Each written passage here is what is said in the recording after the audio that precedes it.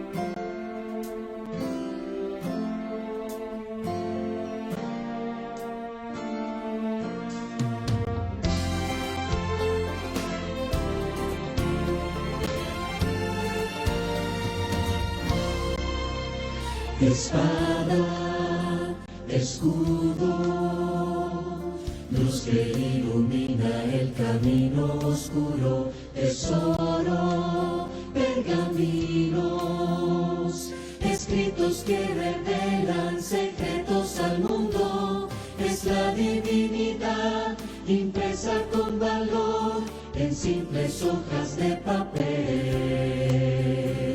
columna espiritual de amor y de verdad, mensajes que el Señor nos envió. La Biblia es regla de fe, la palabra de Dios, la voz del Señor. La Biblia es el libro sagrado que fue inspirado por Dios como prueba de amor.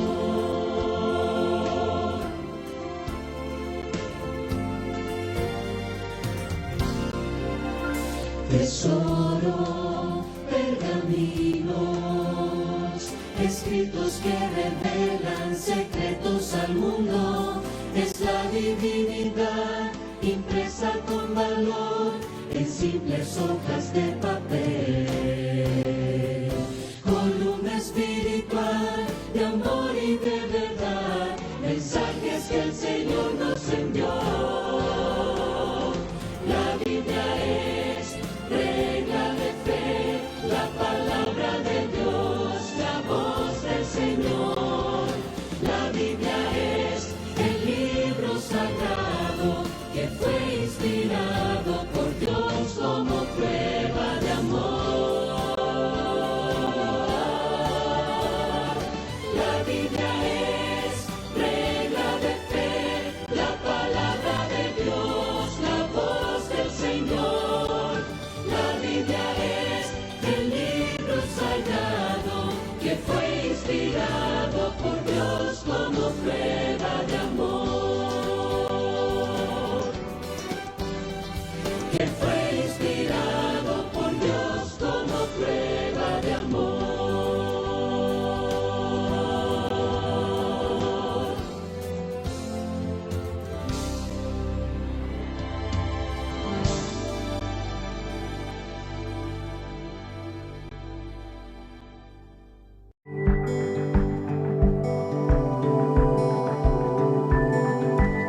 Probad y ved.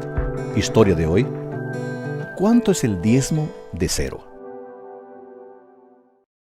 Imagina que tomaste la decisión de serle fiel a Dios en el diezmo y el pacto. Sin embargo, hay un pequeño detalle que no tomaste en cuenta: el hecho de que no tienes ingresos.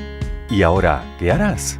¿Será que debes juntar dinero de cualquier manera para cumplir con lo que te propusiste? ¿Deberías vender algún bien para tener condiciones de donar? ¿O pedir prestado a un amigo? ¿Será que una persona sin ingresos puede ser considerada como un diezmante o pactante? Claro, la idea es mucho más simple. Ser fiel a Dios en el diezmo y el pacto es una decisión hecha por un corazón que reconoce a Dios como la fuente de todas las bendiciones materiales. Ese reconocimiento depende mucho de una sumisión a Él y a su palabra. No diezmamos para ser bendecidos, sino porque ya fuimos bendecidos. El pacto significa lo mismo. En ambos casos, un porcentaje establecido previamente es dado para Dios. Por eso, el diezmo y el pacto de una persona que no tiene ingresos es cero. En este caso, aun cuando no devuelves nada, eres considerado fiel. Hay algo que puedes hacer: es recordarle que eres fiel en el diezmo, en el pacto y en la obediencia a su palabra. Devolverás un determinado porcentaje de todo lo que Él te da. Pide a Dios que te dé un ingreso, si Él desea que participes en el crecimiento de su obra aquí en la tierra, porque sabemos que todo acto de dar es precedido por una bendición de Dios. El Señor sostiene a los que vacilan y se endereza a todos los que están torcidos. Los ojos de todos te esperan, y tú, a su debido tiempo, les das comida. Abres tu mano y colmas de bendición a todo ser viviente. Cumplirá el deseo de los que le temen, oirá asimismo el clamor de ellos y los salvará. Salmo 145, versículos 14 al 16, 19. Que podamos dejar de lado nuestros deseos y recordar que primero es Dios. Ahora, quiero invitarte para que juntos podamos adorar a nuestro Dios a través de los diezmos y ofrendas. Que el Señor te bendiga.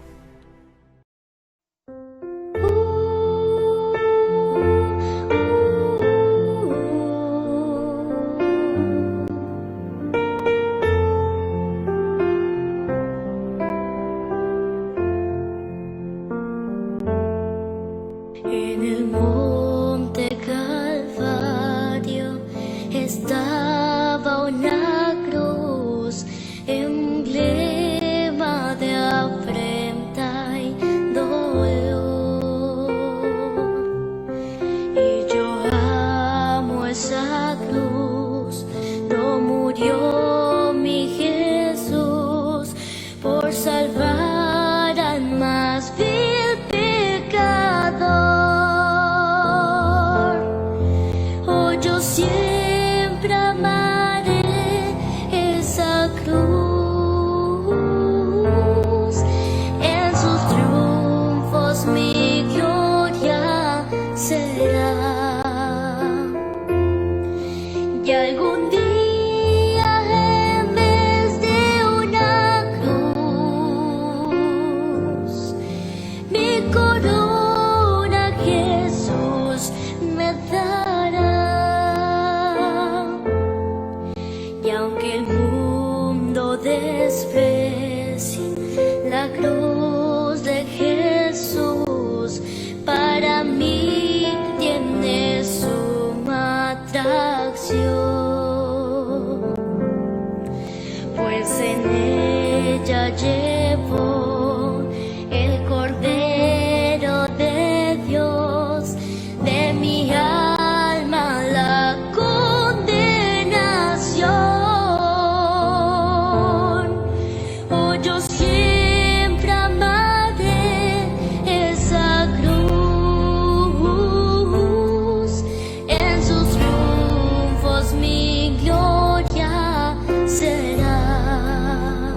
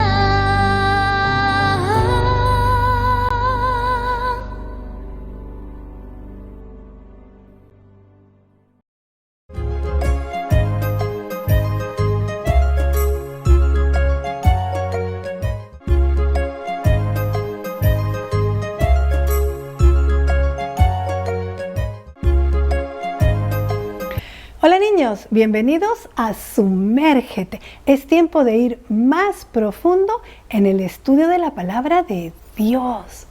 En esta oportunidad les voy a contar lo que le pasó a Víctor y a sus amigos.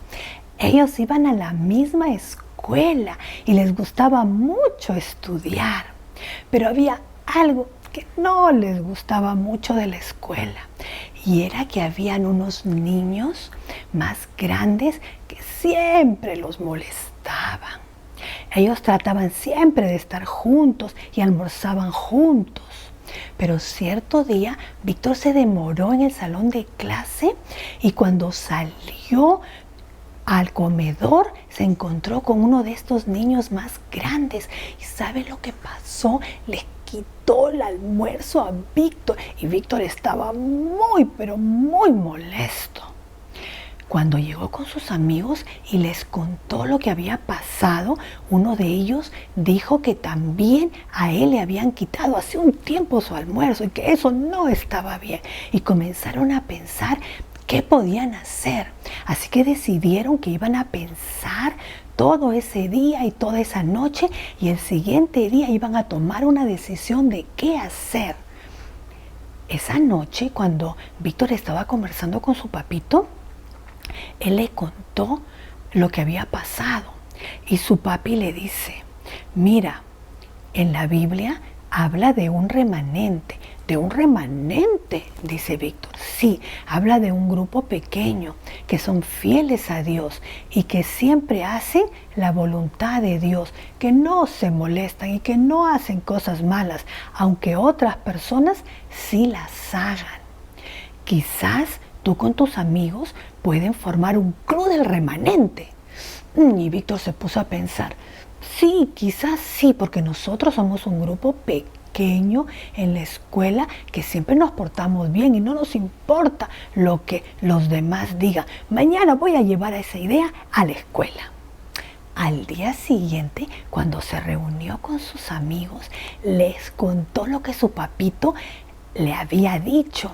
Y entonces los niños dijeron: ¿por qué no formamos un club? Le ponemos el nombre, el Club de los Amigos de Jesús. Y a Margarita le pareció una muy buena idea. Y Margarita dice: sí, hagamos el Club de los Amigos de Jesús, que vamos a ser diferentes, como ese remanente que dijo el papá de Víctor. Y entonces uno de los niños dijo: ¿y qué reglas podemos tener en el club? Y comenzaron a pensar. Una regla podía ser no molestarse. Ok. Otra regla podía ser no vengarse. Sí, está bien. Y otra regla, ¿qué podemos hacer? A ver. Y uno de los niños dice: miren, ¿por qué cuando alguien nos molesta, nosotros, en vez de sentirnos mal o sufrir, ¿por qué no oramos por esa persona? Sí, eso es una muy buena idea. Cuando alguien nos molesta, nosotros no vamos a responder nada, pero sí vamos a orar por ellos. Así que ellos formaron el Club de los Amigos de Jesús, donde sus reglas eran no molestarse, pero sí orar por aquellas personas que los molestaban. ¿Quieren que les diga algo, niños? La historia de Víctor y sus amigos me recuerda mucho lo que dice Mateo 22:14. Dice: porque muchos son los llamados, pero pocos los escogidos. Cuando Cristo venga en las nubes de los cielos, Él va a recoger a los escogidos. Él va a recoger a todas aquellas personas que decidieron en esta tierra amarlo. Y no solamente eso, sino cumplir también lo que dice la palabra de Dios. No se olviden que Jesús ha prometido volver por su pueblo. Pero quieren que les diga algo. Jesús también pensaba que quizás cuando Él fuera a regresar a esta tierra, iban a haber personas que no querían saber nada de Él, que no lo querían amar y que no querían obedecer la palabra de Dios. En este momento en la tierra hay personas que aman a Dios y hay personas que no aman a Dios. la buena noticia es que tú y yo formamos parte de ese grupo que amamos a Dios. Mira, la Biblia dice que en los últimos tiempos ese grupo de personas que aman a Dios se llamará el remanente. Es un grupo pequeño que aman a Cristo y que quieren cumplir todo lo que la Biblia dice. Yo creo que tú quisieras formar parte de ese remanente y yo también. Mira, ese remanente son personas que aman y siguen a Jesús, pero también tienen una tarea. Todas aquellas personas que vivan en el fin del tiempo, justo antes que Jesús venga, esas personas van a tener una tarea muy especial. Esa tarea va a ser contarle a todas las personas sobre el regreso de Jesús. Tendrán que decirle a todo el mundo que Jesús pronto va a regresar. Pero hay algo que te quiero decir. Nosotros no sabemos ni el día ni la hora que Jesús va a regresar. Por eso cada día nosotros tenemos que anunciar que Jesús va a volver. Nosotros tenemos que ser parte de ese remanente que seguirá hablando y contando a los amigos, a los familiares y también a las personas que no conocen que un día Jesús vendrá a esta tierra a recoger a su pueblo. Como no sabemos qué día ni a qué hora va a venir Jesús, siempre tenemos que estar preparados para que nosotros podamos siempre formar parte de ese grupo especial de amigos de Jesús. ¿Tú quisieras ser parte de ese grupo especial de amigos de Jesús? ¿Tú quisieras ser parte del remanente? Yo creo que nosotros podemos cada día levantarnos, pedirle a Dios que nos ayude para que ese día podamos orar, podamos estudiar la Biblia y podamos contarle a otras personas también que pronto Jesús va a venir a esta tierra. Tú puedes ser parte de ese grupo especial de amigos de Jesús. Mira, solo tienes que obedecer y pedirle a Dios que te ayude a permanecer cada día más cerca de Él y que cada día te puedas parecer más a Jesús. No es difícil, es fácil. Solamente tienes que querer y cada día levantarte, orar y pedirle a Dios que ese día tú formes parte de los amigos de Jesús. Te voy a animar a que hagas algo. Toma un papel y un lápiz y escribe. Pero si no sabes escribir porque estás muy chiquitito o muy chiquitita, puedes dibujar. A ver, dibuja algunas cosas o escribe algunas cosas que podrías hacer para ser parte de ese grupo especial de amigos de Jesús. ¿Qué podrías hacer? Ser obediente a papito, a mamita, estudiar tu Biblia, contarle a tus amiguitos de la escuela que no conocen a Jesús, que un día vendrá por los que lo aman. ¿Qué otra cosa podrías hacer? A ver, piensa, ¿qué otra cosa podrías hacer? Haz una lista de todas aquellas cosas que tú piensas que te pueden ayudar a ser parte de ese grupo lindo de amigos de Jesús. Y recuerda siempre que antes de que Jesús venga a esta tierra, ese remanente tendrá que contarle más fuertemente a todo el mundo que Jesús está volviendo. Pero nosotros también somos parte de ese grupo hermoso de amigos de Jesús que tenemos que cumplir nuestra tarea ahora. Vamos a orar y pedirle a Dios que nos ayude para que cada día podamos ser parte de ese hermoso grupo de amigos de Jesús.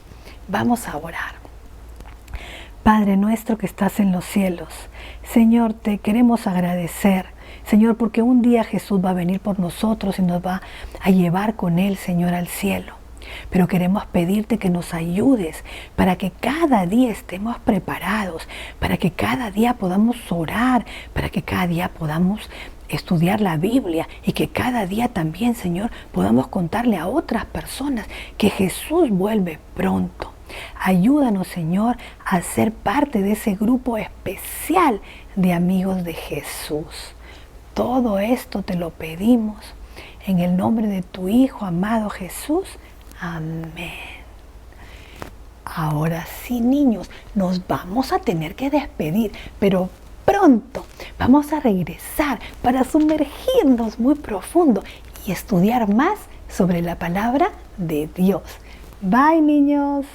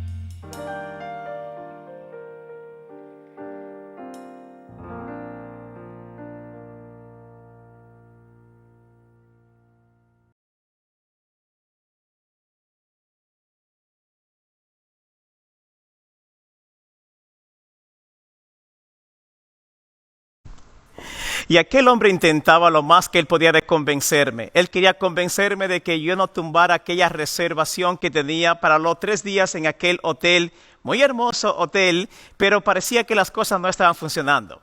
Así es que yo le pedí que por favor tumbara mi reservación, me devolviera el dinero y que nos iríamos con mi familia a otro hotel desde esta noche hasta los varios días que teníamos. Bueno, el hombre intentó convencerme lo más y lo más que quería, lo más que podía. Y yo también le decía que yo quería mi dinero de vuelta. Ahora, entonces, el hombre termina con una declaración. Señor Rodríguez, deme la oportunidad para demostrarle que las cosas no es como empiezan, sino como terminan. Las cosas no son como empiezan, sino como terminan.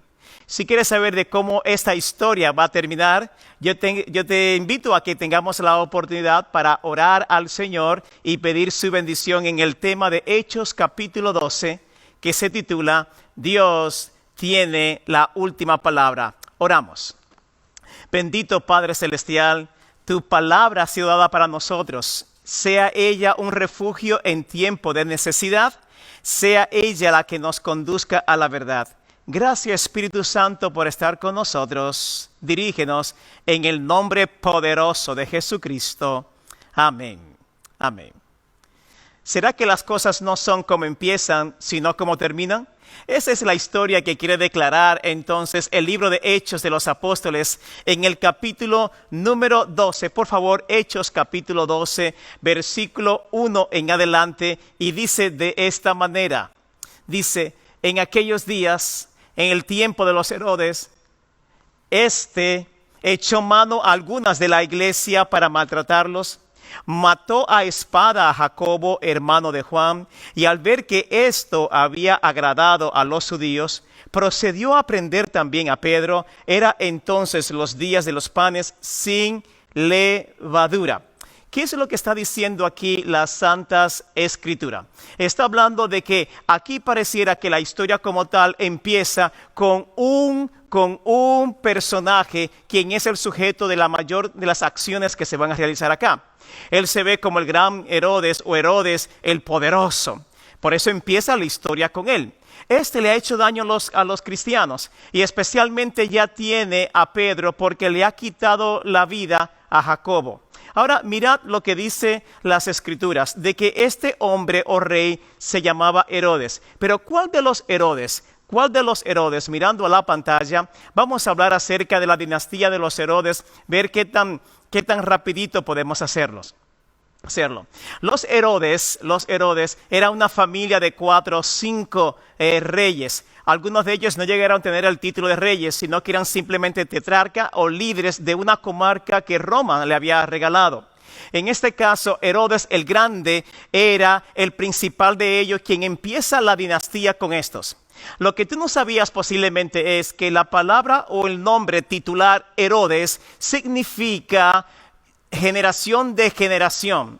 Y posiblemente los padres de los Herodes habían puesto ese nombre o acuñado ese apellido para ellos, puesto de que ellos alguna vez posiblemente fueron creyentes.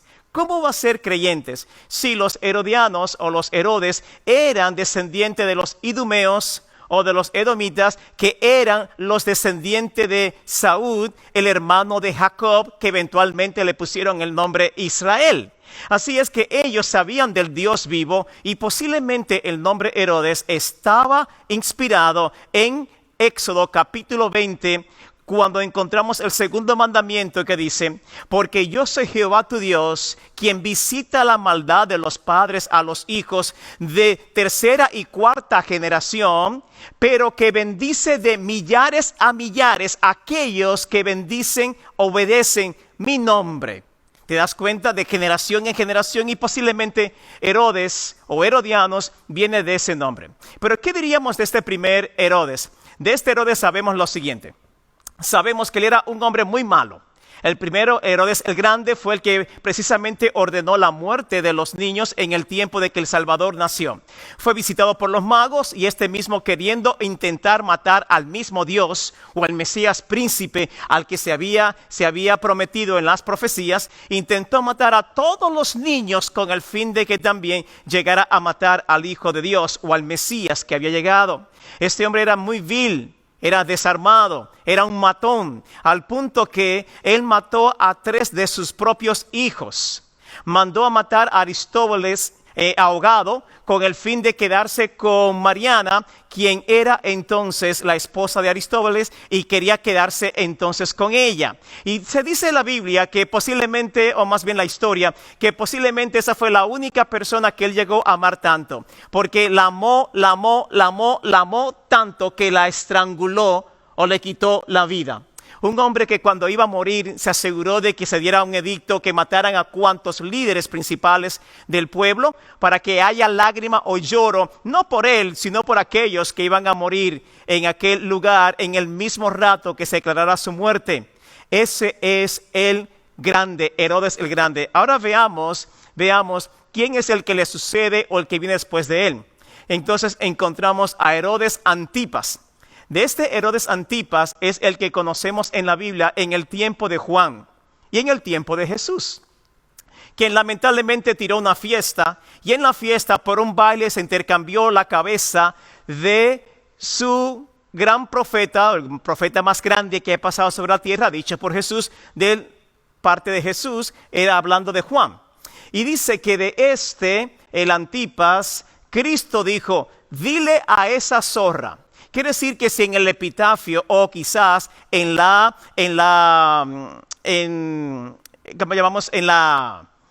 tumba de este hombre, posiblemente vamos a encontrar una inscripción que diga, esta es una zorra y abajo quizás firmado por Jesús. ¿Qué diríamos entonces del otro? El otro es Agripa II. Agripa II es precisamente el que está de tetrarca en Israel o parte de Palestina en el tiempo eventualmente cuando Pablo está presentando su defensa a su familiar Félix.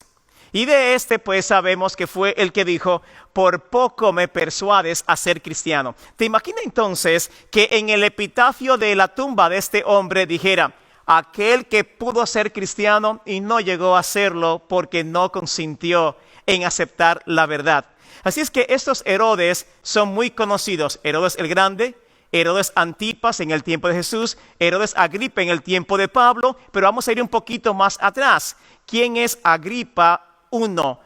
Primero, es precisamente en el tiempo de Pedro, para situarlo. ¿Qué es lo que está pasando acá? Mirando en la pantalla, conocemos que Agripa I es en el tiempo de Pedro y aquel que está persiguiendo a los discípulos. Mirando la pantalla, leemos esta porción que dice de esta manera.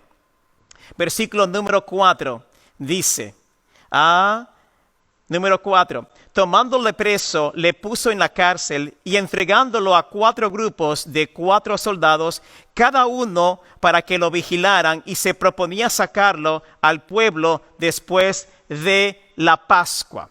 Mientras eso estaba aconteciendo, dice versículo número 5, así que Pedro estaba custodiado en la cárcel, pero la iglesia hacía sin cesar oración a Dios por él. Vamos a mirar esto en perspectiva. Mira, este pobre hombre que era simplemente un pescador y ahora un hombre tranquilo y predicador del evangelio, Pedro, ha sido llevado a la cárcel y allá está con una guardia de 4 grupos de soldados de a 4 por 4, 16, y son aquellos que están entonces en cadena juntamente con él, porque en aquel tiempo se les ponían las cadenas al igual o unido a los mismos soldados para que aquellos no dejaran escapar al reo.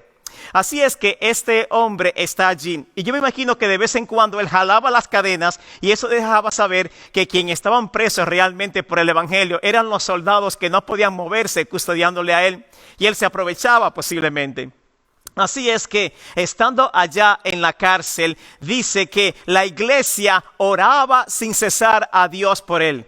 Oh, si la iglesia comprendiera el poder que hay en la oración. Oh, si la iglesia comprendiera lo poderoso que es nosotros poder estar intercediendo por la causa del Señor. Pedro, quien estaba ya sentenciado a muerte, era la noche clave que tenía que hacer algo el cielo para sacarlo de allí antes que al amanecer Herodes le quitara la vida, le cortara la cabeza a Pedro, mientras que la noche entera aquel grupo pequeño estaba orando sin cesar a Dios en la casa de los hermanos de su congregación. Por eso es que dice el corito tan conocido: oh, cuando el pueblo de Dios ora, suceden cosas maravillosas, porque hay sanidad, hay salvación y se siente la presencia del Señor. Si la iglesia comprendiera el poder que está en la palabra, mientras que las tinieblas tienen ejércitos y torturas, el poder reside entre los cristianos, es la oración de intercesión a favor de su obra o de la obra de Dios. Cuando el pueblo de Dios ora, cree lo que suceden cosas. Hay iglesias que hoy por hoy han perdido el blanco. Hay iglesias que están pensando: nosotros somos de la iglesia que tiene la C de conservadora o la iglesia que tiene la L de liberal. Pero olvídate de la C o de la L. Deberías preocuparte de que tenga O, la iglesia de oración, una iglesia que ora, en cualquier rato ora.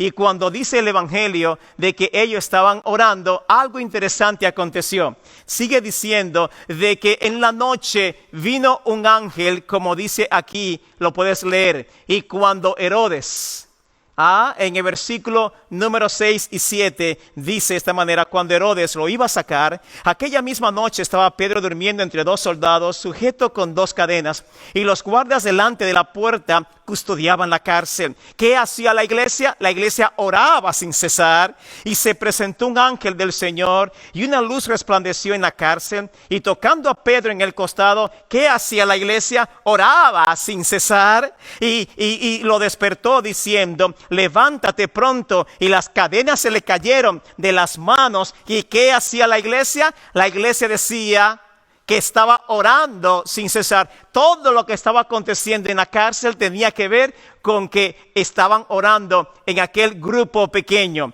Y le dijo de esta manera el ángel, le dijo: cíñete y átate. La iglesia estaba orando sin cesar. Ponte las sandalias. La iglesia estaba orando sin cesar. Él se puso el manto, hizo así: envuélvete en él y sígueme, le dijo el ángel de Jehová. Dice en el versículo número 9 y número 10, lee de esta manera: Pedro salió tras el ángel sin saber si lo que el ángel hacía era realidad, más bien pensaba que veía una visión. Y habiendo pasado la primera, la segunda guardia, la iglesia estaba orando sin cesar. Llegaron a la puerta de hierro, la iglesia estaba orando sin cesar, que daba a la ciudad, la cual se abrió por la misma de par en par, y salieron y pasaron una calle, y luego el ángel se apartó de él. Ponte a pensar en esto.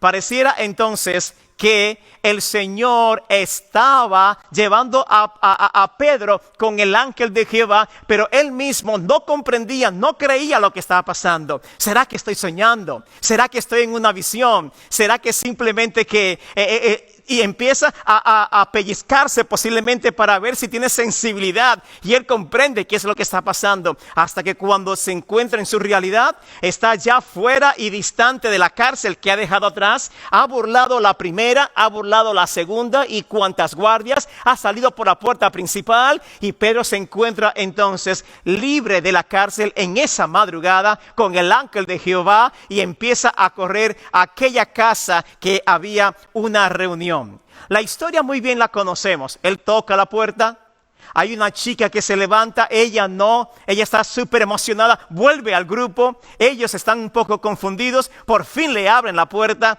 Cuando abre la puerta, entonces él dice: tengo que irme, no hagan tanto ruido o escándalo porque tengo que correr. Y dice: salúdeme a Jacobo. Y le manda un saludo a Jacobo, no sabiendo que lamentablemente Jacobo había sido dado muerte o dádosele muerte en esos días. La iglesia quizás se compungió en pena, no se atrevían de cómo decírselo, y Pedro sigue corriendo, pero algo interesante estaba por acontecer. Miren en el versículo número 18 lo que dice. Dice de esta manera: cuando se hizo de día, cuando se hizo de día, se produjo entre los soldados un alboroto no pequeño sobre lo que habría sido de Pedro. Pero Herodes, habiéndolo buscado sin hallarlo, después de interrogarlo a los guardas, ordenó llevarlos a la muerte. Después descendió a Judea y Cesarea y se quedó allí. Ponle atención a esto. Estamos hablando de que en la familia de los Herodes, ellos tenían una actitud agresiva, vil, vulgar, que hacían tanta maldad y tanta dificultad, que perseguían, que eran sanguinarios. Así es que cuando se ha frustrado el plan de Herodes, Agripa I, se ha frustrado su plan. Ahora es con la incomodidad que tiene. Yo me lo imagino caminando hacia la derecha y a la izquierda, y está entonces dando unos sorbos de respiración con jadeo de lo incómodo que está, como un perro, como un animal, como una fiera que está enojado. Manda a buscar a los soldados que estaban custodiando a Pedro. Aquellos vienen posiblemente que le están temblando las rodillas, y entonces lo están invitando para entrevistarse con aquel hombre sanguinario y malo. Les pregunta por aquel hombre o aquel reo qué pasó con Pedro. Los manda a ellos a azotar para ver qué puede sacar de ellos, y como para apaciguar un poco de tranquilidad o paz de su dificultad, de su incomodidad, ¿sabe lo que hace este hombre? Este hombre simplemente da el edicto de que maten a todos los soldados, porque él tenía que tomar un poco de aliento después de tanta frustración. ¡Oh, qué maldad tan grande! En el libro de Hechos capítulo 12 se ve a él como un coloso, como un tremendo emperador que hace y deshace. Quien tiene en sus manos, tiene la vida de todas las personas que están bajo su reino o bajo su liderato. Aquel que hace y nadie deshace. Aquel que abre y nadie cierra. Aquel que pareciera que cierra y nadie abre. Aunque algo aconteció la noche anterior, porque alguien, el ángel de Jehová, abrió una puerta dejando caer unas cadenas, y entonces alguien quiere hacer la diferencia en todo esto. Sigamos leyendo para que ustedes vean qué aconteció. En el versículo número 20 dice de esta manera: Herodes entonces estaba enojado contra los de Tiro y de Sidón, pero ellos de común acuerdo se presentaron ante él, y habiendo sobornado a Blasto, y a propósito lo puse en amarillo, habiendo sobornado a Blasto, que era el copero principal del rey, porque tenían temor que se le había ido la paz de ellos, siendo que su territorio era abastecido por el rey, que estaba en disposición de hablar con ellos. Ok, vamos a hacer el cuadro para que ustedes vean un poquito más amplio qué es lo que está pasando. Los de Tiro y Sidón sabían de que Herodes estaba súper incómodo. Ellos no esperaban de que él iba a venir a visitarlo en esos días todavía. Pero siendo de que se complicó el asunto con Pedro, él aprovechó para hacer sus incursiones y llegó a ese lugar. Cuando los de Tiro y de Sidón supieron que el magnate, el malísimo, el sanguinario, el brutal rey había venido con ellos, e inmediatamente la gente empezó a consternarse. Tenían la dificultad, querían correr por todos lados, pero ¿qué iban a hacer ellos?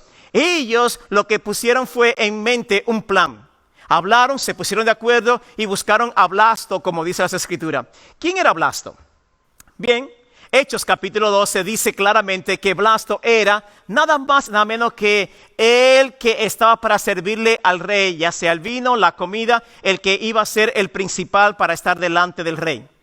Ellos consiguieron buena cantidad de dinero, o buena cantidad de bienes, lo que en aquel tiempo era entonces de valor. Se lo dieron a él de manera de soborno, para pedirle que le dieran la clave de cómo ellos podrían subsistir ante el sanguinario Herodes. Es ahí entonces que Blasto dice, les voy a comentar a ustedes de cómo esto se arregla. Y ellos ahí esperando, ¿cómo va a ser? ¿Cómo va a ser? Y él le dice de esta manera: a Herodes, al igual que a sus antecesores, al igual que su papá, al igual que su abuelo, al igual que a su generación, lo que le gustan es que le den la gloria. La gloria, sí, que lo enaltezcan, que le estén adulando, que le den atributos divinos. Y entonces de esa manera a él le encanta, y él se sonríe, y se llena, y se infla su yo, y puede hacer que tenga misericordia con ustedes. Así es que, ¿y qué hacemos? Le preguntaron. Blasto le dice, cuando él vaya a arengar mañana, y él esté para estar en tribuna, ustedes deberían hacer una práctica de un dicho que a él le va a gustar. ¿Cuál es el dicho? Vamos a leer. Dice en la pantalla, el día señalado, Herodes, vestido de ropas nobles, se sentó en el tribunal y los arengó, o iba a hablar con ellos, lo iba a hacer juicio. Y en el versículo 22 dice, y el pueblo ha anunciado o juntos gritando, voz de Dios y no de hombre, voz de Dios y no de hombre. Ponle atención a esto aquí. ¿Qué es lo que está pasando? Es que Blasto le dio la clave a ellos. Si tú adulas o si tú le haces creer que él tiene toda la gloria, eso va a funcionar para bien. ¿Y qué hacemos? Tienen que decir voz de Dios y no de hombre. Entonces se ensayó con ellos. Cuando él vaya a salir en tribuna, vosotros tenéis que esperar que se toquen las trompetas. Se tocan las trompetas, la música de la orquesta empieza a sonar y ustedes a una misma voz van a decir Dios o voz de Dios y no de hombre, voz de Dios y no de hombre. No, pero todos juntos y hasta lo ensayaron porque sabían que su muerte estaba cercana. Oh, no. Entonces ellos estaban haciéndolo y les salía cada vez mejor. Así que ya saben, se tocará la trompeta, tocará la orquesta y eventualmente él va a salir. Y cuando él salga, ¿cómo van a decir ustedes? Y ellos a coro todos decían, voz de Dios y no de los hombres. En aquel día dice las Escrituras que Herodes en su gloria y en su interés de hacer juicio se ha puesto la vestidura real más especial y poderosa que tenía, aquella que lo representaba como él creía ser, Señor de señores o Rey de reyes, aquel que era el que le hacía pensar que él era un Dios, aquella ropa que era con hilos de plata y también de oro, al punto que tenía tantas piedras y lienzos preciosos que él quería que la gente pudiera ser impactada por su presencia. En la tribuna todo se estaba preparando y él iba a salir exactamente cuando el sol de la mañana iba a dar y así el resplandor vendría sobre toda su ropa y él se vería con mayor gloria y con mayor honra la ostentación y la soberbia de este hombre. Así es que llegó el momento. Pareciera que Herodes no se vistió con esas vestiduras especiales. Pareciera que él entró en esas vestiduras especiales porque eran tan pesadas y tan hermosas que pareciera que necesitaba ayuda para poder moverse como todo un muñeco o un maniquí de exhibición. Así que aquel hombre incómodo, bravo, enojado, este hombre salvaje, vestido tan precioso y tan lindo, llegó el momento y pone el pie en la tribuna. Y de repente da el primer paso, el sol se está mirando, él se ve en su mayor esplendor y da el segundo paso, las trompetas suenan, la orquesta toca y de repente cuando él va a hablar con toda su gloria y esplendor y todo su ego, de repente suena un coro de gente que dice, voz de Dios y no de hombres. Pero la Biblia dice que cuando estaba todo ese esplendor glorioso, en el versículo 23 dice, al momento, un ángel ¿de quién? Un ángel del Señor lo hirió. ¿Y cómo lo hirió? Por cuanto no le dio la gloria a Dios, fue y expiró comido de gusanos. Mira, oh, wow. ¿Qué le ha sucedido a este hombre?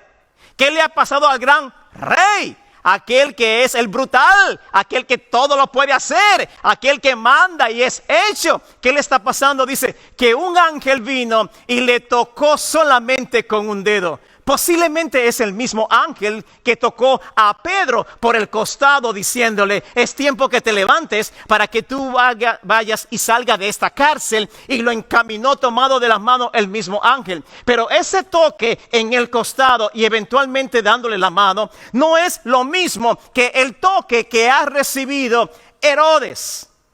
Es muy diferente. Hay dos toques, posiblemente el mismo ángel.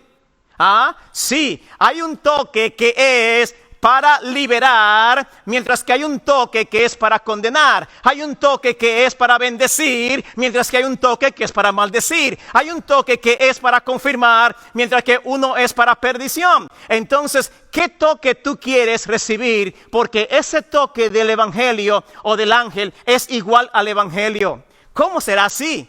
Es el toque del evangelio por igual. Oh, sí, la Biblia dice que aquel que cree será salvo. Es el mismo evangelio. Pero aquel que no cree será condenado. Es el mismo evangelio.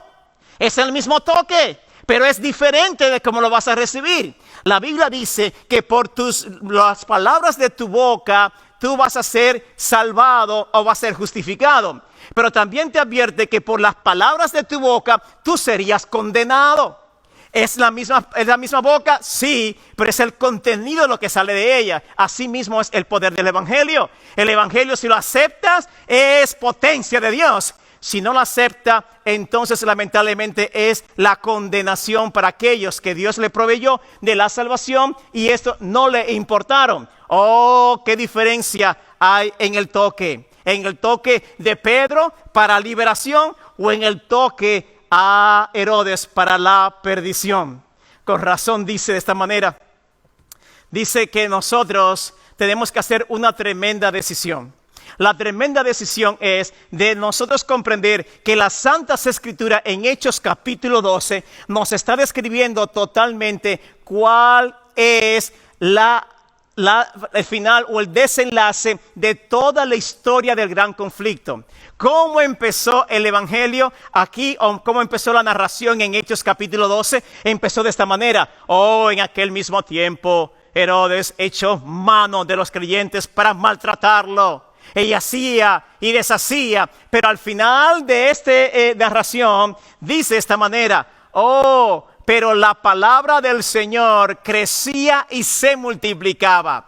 Crecía y se multiplicaba. Hay una tremenda diferencia de cómo empezó esa narración a cómo terminó esa narración. Porque aquí quien tiene la última palabra es Dios y no los hombres. Herodes es un tipo representando las tinieblas. Es un tipo representando a Satanás. ¿Te das cuenta? El que aflige a los hermanos, el que aflige a los creyentes, el que persigue al pueblo de Dios. Sin embargo, me está diciendo aquí que Él no tiene la última palabra. Que hay un momento que Dios dice, se terminó tu carnaval. Que dice, se terminó tu fiesta, se terminó tu ego, se te cayó el kiosco. Ya no es tu fiesta, ya no es tu alarde. El Señor dirá, hasta aquí y hasta aquí será y no más. Y no más, porque Dios tiene la última palabra. Dios se va a burlar al final, si me lo permite decir así. Porque aquí el que ríe último, ríe mejor. Y entre las dificultades y circunstancias que tú ves de la vida, Cristo tiene como vencedor la última palabra. Satanás será derrocado, los virus serán acabados, las dificultades serán desaparecidas, todas las cosas que nos afligen serán puestas a un lado y para siempre deshechas, mientras que Dios tiene la última palabra de bendición. Bendito eres si haces la decisión hoy de entregarte a Dios y aceptar todas sus bendiciones, porque tú preferirás de que seas con Él y no lo contrario, y que sucumba con el enemigo que va a ser lamentablemente destruido. Así es que hoy es el día de la salvación, hoy es el día de la elección, hoy es el día para decirle, yo prefiero estar en el equipo ganador.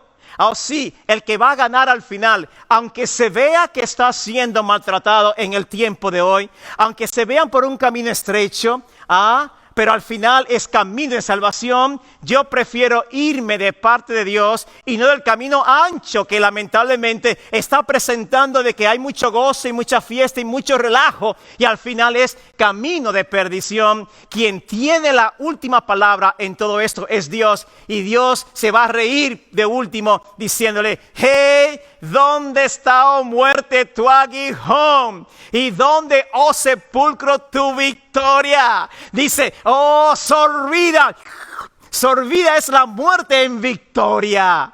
No serás tú el que vas a sufrir si le da la oportunidad a Dios. Lo sufrirá Satanás y sus ángeles, que está destinado a la perdición eterna para con ellos. Oh, Dios tiene la última palabra. ¿Por qué?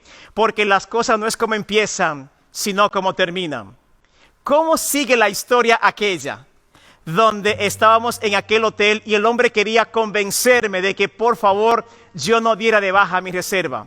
Estando allí, en aquel booth o aquel mostrador del lobby o sala principal de aquel bonito hotel, nosotros como familia, mi esposa, mis 2 hijos, estábamos de vacaciones. Nada más y nada menos que en la República Dominicana, nuestro país, cual se dice que es de los destinos más turísticos o más codiciados del mundo entero. Así que estamos haciendo nosotros turismo allí y teníamos una reserva de 3 días en aquel lugar para quedarnos en aquel precioso hotel. Allí estábamos contentos, pero algo sucedió.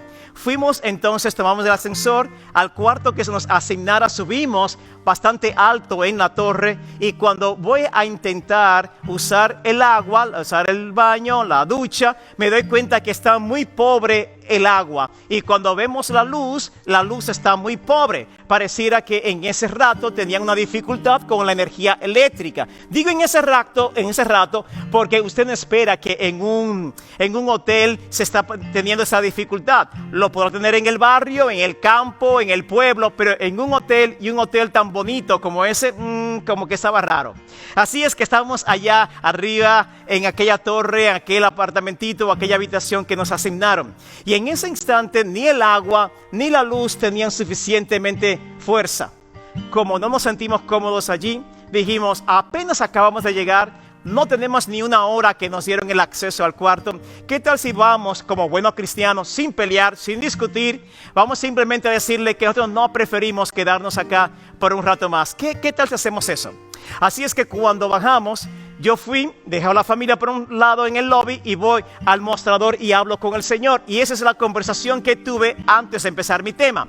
Yo le dije: Señor, nosotros no nos sentimos cómodos con el servicio y quisiéramos que nos puedan devolver el dinero, la reserva que habíamos hecho, e irnos a otro lugar. Aquel señor se quedó un poco así desconcertado. Señor, ¿qué pasa? ¿Qué sucedió? Yo le explico entonces qué fue lo que pasó. Y él dice: oh, pero posiblemente es algo por un rato y no de que va a permanecer por largo. Permíteme, caballero, de yo acomodarlo para que usted se quede y su familia. Yo insistía que no me quiero quedar.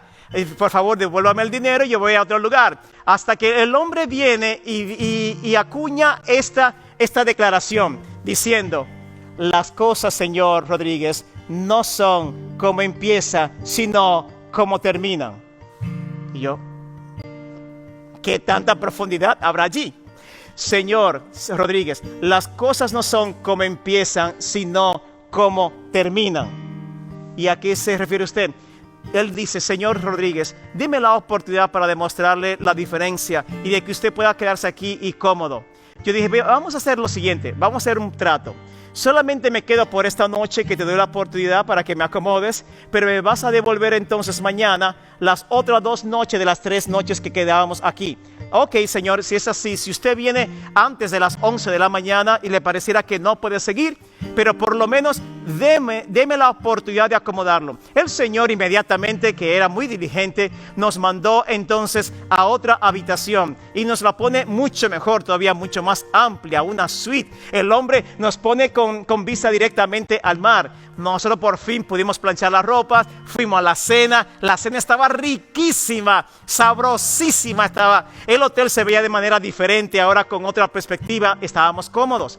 Por la mañana, un poco de aeróbicos ahí en la orilla de la playa, y entre la orilla de la playa tan hermosa, ahí estaba también la piscina o la alberca ahí. Los niños empezaron a tirarse, Lisbeth y Wesley, en aquella chorrera, y están contentos y felices. Nila también está muy cómoda, yo también estoy muy agradado. Cuando me están dando las 11 de la mañana, yo me recuerdo que tengo que ir con el hombre y hablar acerca del negocio que estaba pendiente.